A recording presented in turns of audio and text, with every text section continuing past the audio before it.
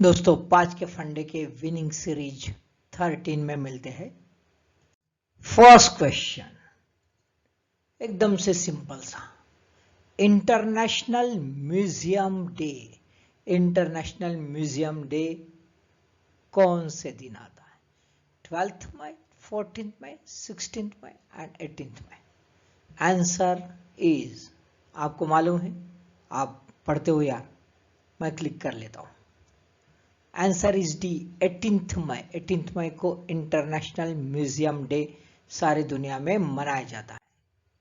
दोस्तों न्यूज में इसलिए है, international museum day events begin on the 16th May 2022 by the cultural ministry launch the celebration.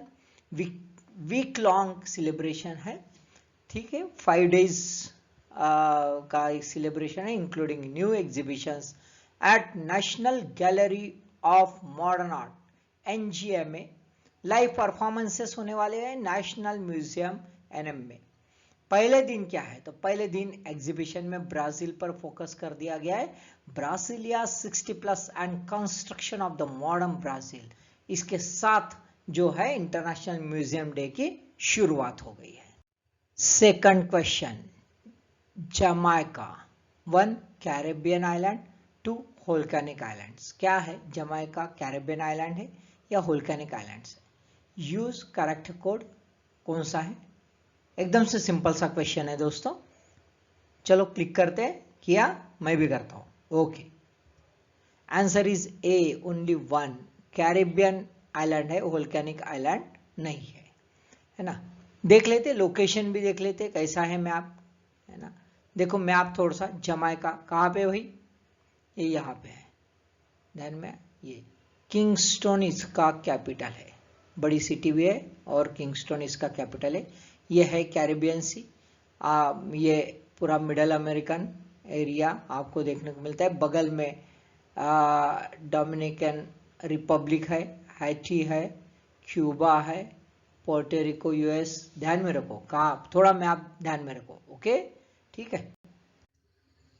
News में क्यों है कि हमारे ऑनरेबल प्रेसिडेंट सर जो है कोविंद, ये फर्स्ट इंडियन प्रेसिडेंट है जिन्होंने जमाइका को विजिट दिया।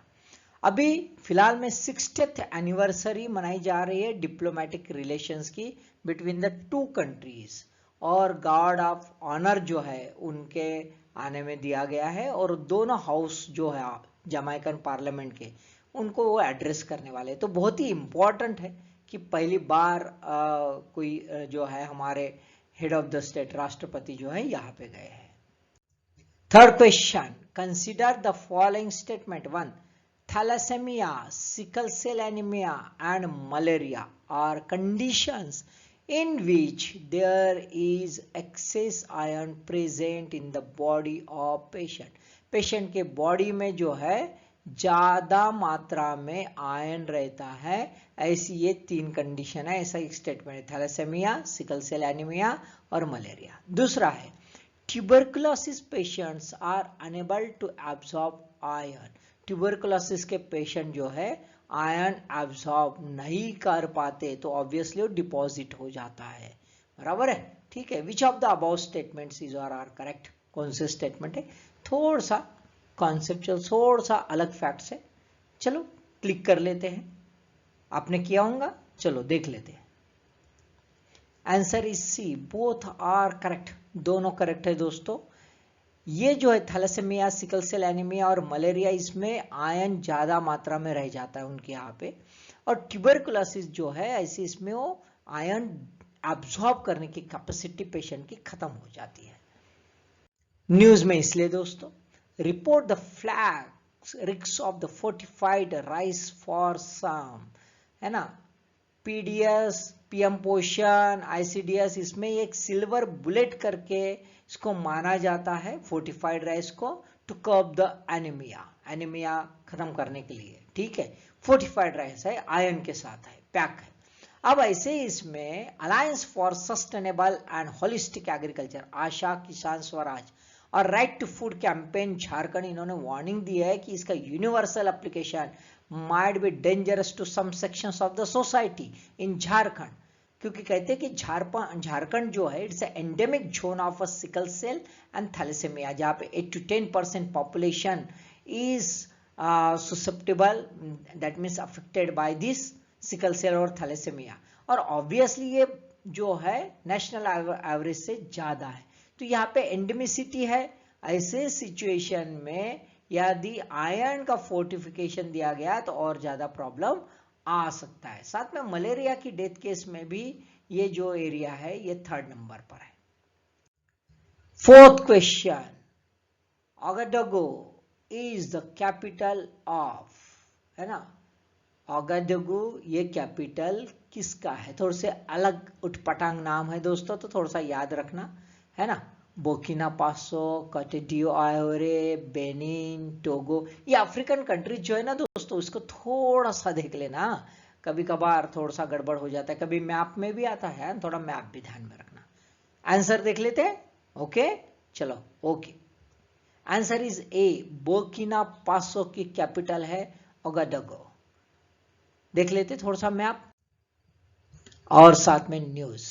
Dozens killed in Burkina Faso, around 40 people. Many of the were being civilian volunteers, है ना, आर्मी के साथ उनको मारा गया है by the suspected jihadist attack in Burkina Faso। बहुत जगह, हर एक जगह अलग अलग, टोगो और बेनिन के बॉर्डर पर भी बहुत सारे सिविलियंस मारे गए। ध्यान मेरे को अगल बगल में, है ना, बुर्किना फासो है, ओगाडागो ये उसका कैपिटल है, कहाँ है देख लो, है ना, ये मैप भी देख लो। बाद में बगल में घाना है, कोट डिवोरे है, यहाँ पे ये देखो टोगो है, यहाँ पे बेनिन है। तो ऐसा ब्लैंक मैप भी आ सकता है और ऐसा 1 2 3 4 क्या है भाई ये पूछ सकते हैं, क्योंकि ये एरिया जो है इतना पूरा का पूरा ये एरिया थोड़ा सा प्रॉब्लम में चल रहा है भाई, तो थोड़ा सा मैप देख लेना, ठीक है।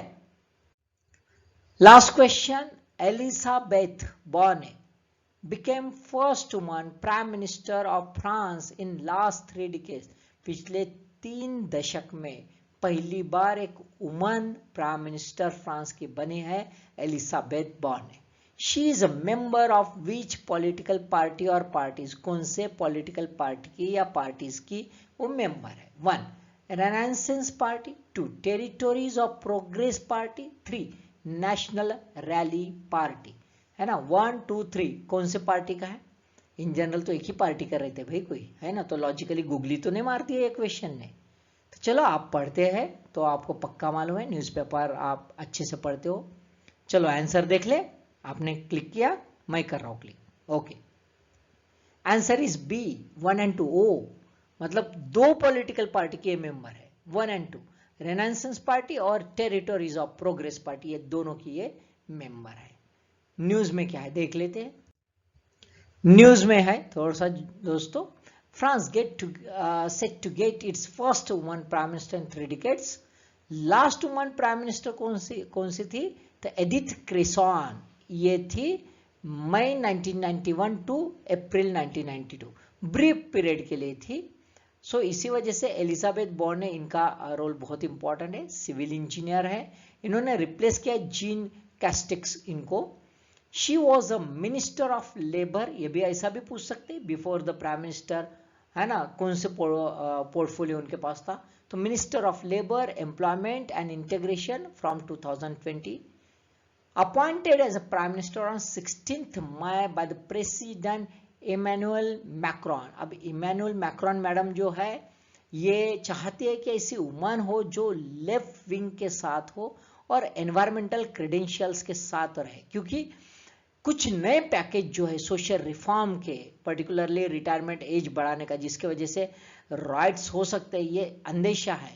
और इसी वजह से उस एंगल की वो उसको टैकल करने वाली जो वुमन है उनको चाहिए था, उनका वो लीडरशिप उनको चाहिए थी, जो एलिजाबेथ बॉर्ने इनमें है। अर्लियर पोर्टफोलियोज क्या थे उनके? तो मिनिस्टर ऑफ ट्रांसपोर्ट 2017-19 में थे, मिनिस्टर ऑफ इकोलॉजी 2019 और 20 में थी। और इसी वजह से ये जो टर्न है, ये स्ट्रेटेजिक चेंज जो है बड़ा इंपॉर्टेंट है फ्रांस में, और पर्टिकुलरली यूरोपियन यूनियन के कॉन्टेक्स्ट में भी ये बहुत ही इंपॉर्टेंट है। तो 5 क्वेश्चन समझ लो दोस्तों, अच्छे से पढ़ लो, रिलेटेड न्यूज को समझ लो, उसकी डेप्थ को समझ लो और अपने क्वेश्चन भी थोड़ा सा डेवलप कर दो। All the best.